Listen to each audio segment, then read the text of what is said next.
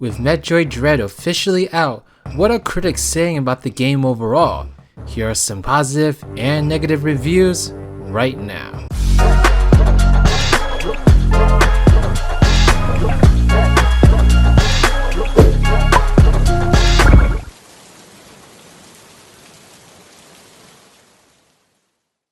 Hello there beautiful human, my name is RidersDX and welcome to my channel where today we're going to talk about the brand new Metroid Dread game that's come out right now. And so this video is either being uploaded the day of release or the day afterwards. I mean, I have no idea, it depends on how unlazy I am. But anyway, whenever you're watching this video, we're going to be diving into a bunch of Metroid Dread reviews. We're going to talk about 3 positive ones and also 3 sort of negative ones as well, because I think it'll be interesting to kind of see how these views contrast and whether or not you all might agree with certain points over others.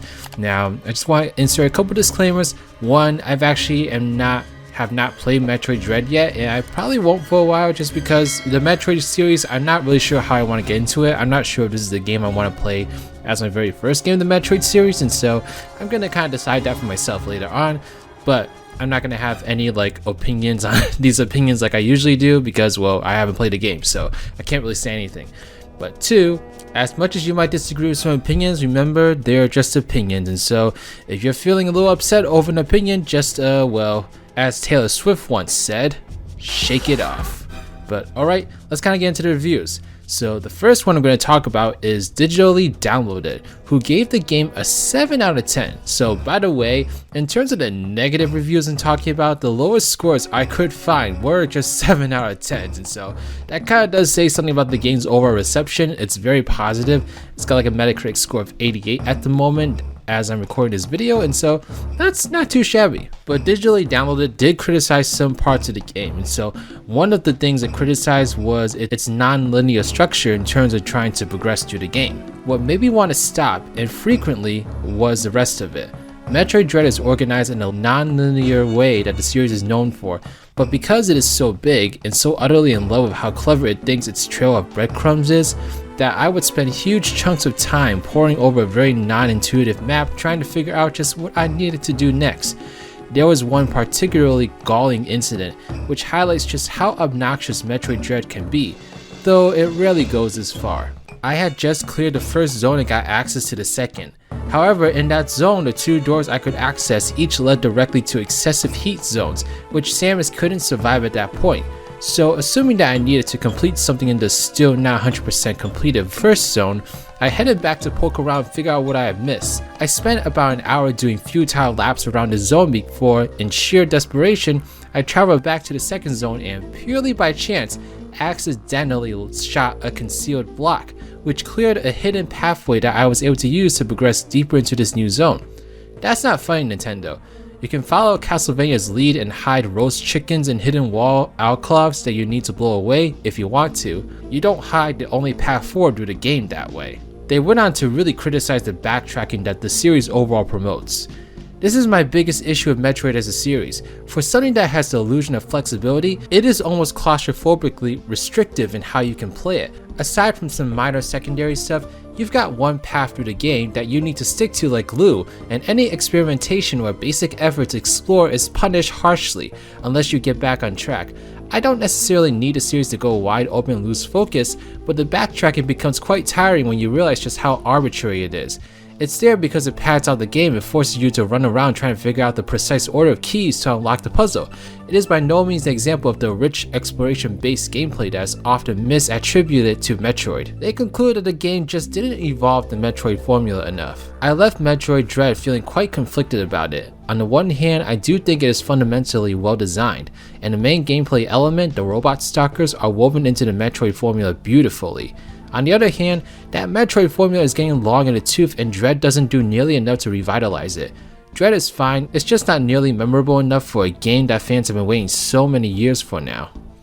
Now don't worry, you're feeling a little bit down about that review, because now we're going to talk about Nintendo Lite's review, which gave the game 100, which was a perfect score. And so they had quite a few things to praise, but one of the things that they did praise was the game's graphical details and feel. Of course, one of the most exciting things in the build-up to this brand new outing for Samus Aran has been that it's the first game we're getting a chance to play on Nintendo's fancy new OLED Switch, and we can't really think of a better title with which to introduce this amazing screen. This is a properly gorgeous adventure with its own unique and wonderfully detailed enemy types, flora and fauna, and some stunning lighting effects and other fancy graphical bells and whistles. There's so much detail here, from the prehistoric creatures you'll spot wandering around in the background to creepy little terrors who flash by in vents, and the mist-filled Emmy areas drained as they are of color in an effort to ramp up the tension until you've finally taken down the residing robot terror down. Samus herself has also never looked better, and the exquisite amount of detail in her animations make her feel better than ever to control around the game's labyrinthine structures. As her ability and weapon collection expand exponentially throughout the campaign, Samus finds herself clambering around on magnetized pads with her brand new spider magnet, swinging around with the grappling hook, dodging through enemy attacks with a fancy new flash suit capability, and much more. We don't really want to spoil anything of the story or much of the unlockable abilities for you. The surprise of finding all this stuff for yourself is half the fun after all. But rest assured, everything you do in Metroid Dread, every enemy you parry into oblivion, every dodge, slide, grapple, and rocket round, it just looks and feels fantastic. It's slick, fast-paced stuff that never drops a frame as it delivers breathlessly exciting encounters, including some properly screen-shaking boss battles that do great line and pretty revolting, over-the-top body horror. It's Metroid, baby! Nintendo Life also loved the stealth aspect of the game, both its mechanics and atmosphere. There was definite potential for it to be a little bit frustrating, but the tense face-offs and encounters you have with the Emmy robots are standout moments in the game. Each of ZDR's zones has a designated Emmy area that you'll have to repeatedly maneuver through, but you need to be quiet, use your cloaking ability, watch your Eon gauge, and creep carefully. It's hugely atmospheric as the red glowing signature of a nearby hunter turns up on your in-game map as you hear doors close behind you with robotic bleeps and bloops, or dodge desperately out of the way of the Emmy's ever-searching motion tracker. There's also a really nice sense of catharsis having been locked in these drawn-out cat and mouse games, and after dying countless times because you got caught, when you finally get to temporarily supercharge your arm cannon and return to each of the 7 Emmy areas fully equipped and more than ready to blast the plate armor off their heads, and more importantly, kill them once and for all. So as you can see, Nintendo Life was quite fond of the game. However, Games Radar Plus wasn't quite as fond, giving the game a 7 out of 10. So one of the things that they immediately criticized was the difficulty of the boss battles. The boss fights are poorly patterned and can be weirdly inconsistent. They will force you to navigate cramped environments, push through the occasional bout of frame rate slowdown, and reconcile with Metroid Dread's hand-cramping controls. So overburdened is this game with inputs. Difficulty spikes in Metroid are to be expected, but there's something routinely off here about the encounters. They also talked about interruptions to the exploration that they really liked about the Metroid series, and how they were not the best to have here in this game. Combat is easygoing out in the overworlds of planet ZDR, but your exploration will be frequently interrupted by an enemy demanding to be parried, or sections that force slow, stealthy traversal, spaces to be navigated by utilizing returning Aeon abilities such as the Phantom Cloak and Flash Shift. Eventually you'll come to view these elements and areas for what they are: disruptions. Distractions from exploration, unnecessary attempts to divert your attention away from the areas in which Metroid has its surest footing. They conclude that the game is promising, but it's held down by its frustrating mechanics. Metroid Dread's often idiosyncratic approach to combat and control has a wide-reaching impact on what this 2D adventure can ultimately achieve. There's a great game buried in here, but you'll need to constantly push through some frustrating encounters and points of friction to find it. This isn't the return Metroid deserved after Fusion, but after 19 years perhaps it's no surprise that Samus Aran is a little off her game. In contrast, IGN gave the game a 9 out of 10 and actually outright disagrees with some of these points, and so they first off praised the game's looks and fast-paced gameplay. Everything works in handheld form, but you really have to dock the system to get the full experience. Playing on a big HD screen reveals sprawling alien scenes and diorama-like backgrounds, lit by the dynamic glow of Samus's arsenal and projectiles. Also, thanks to the Switch, the action never seems to drop a frame. That's important since combat is lightning fast and it just keeps getting faster with each power-up, which in turn is great because it reduces the backtracking time as you blast through fodder and later lets you make incredibly short work of once powerful enemies. It reminds me that one issue I had with Samus Returns on 3DS was the cramped controls hindering the new twitchy combat. Here on the Switch, it's much more comfortable. Unlike games Radar Plus, IGN absolutely loved the bosses. If I had to beat a boss, I docked every time. On that note, these are some of the best boss fights I've ever played in any action platformer. They seemed impossible at first, but post-victory, I felt like they'd made me a better player. Although they loved the bosses, they did have some criticism with the use of quick time events in them. One aspect of boss fights that I'm not too keen on, however, is the use of counters as quick time events. In some fights, it seems like shooting a boss hardly matters while you dodge and await the next move you can counter. I would like to be able to use my 200-some stock of missiles to just destroy a boss the old-fashioned way. Isn't that why I'm collecting all those missile expansions in the first place?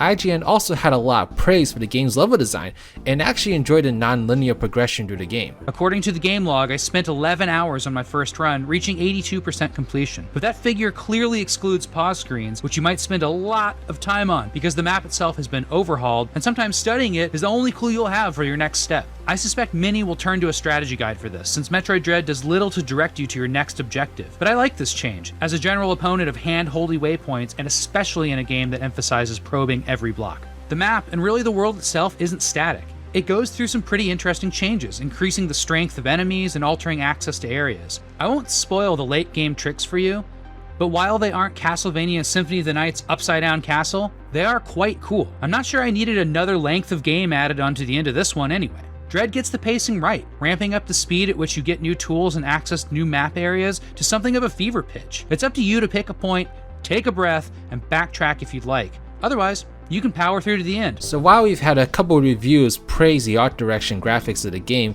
the Washington Post gave the game a 7 out of 10, and one of the things that they criticized was the game's actual art direction, as they thought it actually impacted the gameplay. Its road design is hard to commit to memory. Players of the Metroid games are required to remember inaccessible locations they discover early on, so when they finally do find the tool or power-up required to access that location, they would know to revisit the area and find a reward. Planet ZDR of Metroid Dread makes a noble attempt at this. The backgrounds, for instance, are often stunning, particularly when protagonist Samus stumbles upon the Palladio grounds of ancient Chozo civilizations, a race with which she's had a long history. Unfortunately, backgrounds don't do enough to make navigating ZDR easier or more memorable. It's the gameplay situations that matter more, and it might be a case of spreading itself too thin. While the planet has 8 different regions, more than any other Metroid game to date, that expense seems to work against the game's strengths. For example, the Catalyst region is supposed to represent the classic fire and brimstone trope. However, there are at least 2 other regions with significant rooms also caked in lava and fire. This makes navigating the map a pain, since your mind has to keep track of multiple lava-infested regions to revisit. This would be less of an issue in a game with fewer regions, but I don't believe the 8 regions do enough to distinguish themselves from one another. The last review we're going to talk about is Shack News, where they praised some other aspects of the game that I didn't talk about yet. So one aspect they really liked was the story. Metroid Dread picks up after the events of Metroid Fusion, and finds Samus sent to a planet known as ZDR. There have been rumors stirring that maybe Samus didn't wipe out all the X-Parasites in her latest adventure, and that they've been spotted on ZDR. Now Samus must investigate the reports for the Galactic Federation, and find out what happened to the extraplanetary multi-form mobile identifiers, EMI for short, that had been sent in and disappeared ahead of her. This is where the story begins. But where it goes from there is an incredible journey that should please longtime fans and newcomers alike. The plot feels like a culmination of so much of the series' past, and is chock full of twists and turns to keep you asking questions and compel you forward. Uploading data. They also had a lot of positive feedback about the soundtrack and how it effectively matched the environment and scenario each time it was used. The soundtrack hits all the marks as well, with its oh-so-important balance between minimalism and grandiose composition. Moments where the environment should be subtle and build tension have an eerie, airy ambiance. It's a perfect contrast to the loud and intense moments where you'll throw down against a boss or try your best to escape from an Emmy's deadly grip. So overall, Shacknews didn't think the game was perfect, but they went on to conclude why this game in their eyes was just brilliant. Metroid Dread is not a perfect game, but while its control issues and difficulty are prominent, they are by no means deal breakers for me. In many ways, it is a return to what makes Metroid such a fantastic series of games. The Emmy chase segments are a welcome addition, and add a new twist to its classic gameplay. The boss fights are more epic than ever, and the story is such a sweet payoff for fans that have invested literal decades in the overall series lore. There's a number of reasons they named the first half of an entire genre of games after this franchise, and so many of them are on display here. Metroid Dread is a sci-fi blast of brilliance that fans and newcomers to the series will more than likely enjoy. And so that was the 6 reviews that I had taken apart for this video, and so we definitely saw a lot of points that kind of like contradicted each other, so that's why I thought these reviews were interesting to talk about, because well, they basically praise and criticize a lot of the same things. And so if any of you have played Metroid Dread yet, then let me know in the comment section below what you think about these reviews and which ones you ultimately agree with more than the others.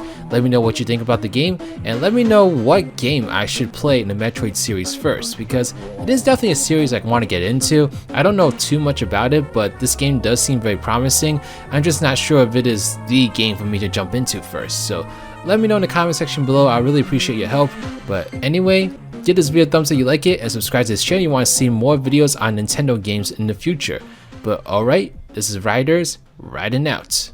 Thank you so much for watching this video. Special shout out to my patrons, Killer Lemurs, Team Rattle Sign Gamer, Johnny Hinton Ortiz, Timebender, Trash Q, Claw80 Floor, and Mass Muner. These are my patrons / YouTube members. If you'd like to become a patron or YouTube member, get access to a whole bunch of different perks, and please check out the links in the description box below.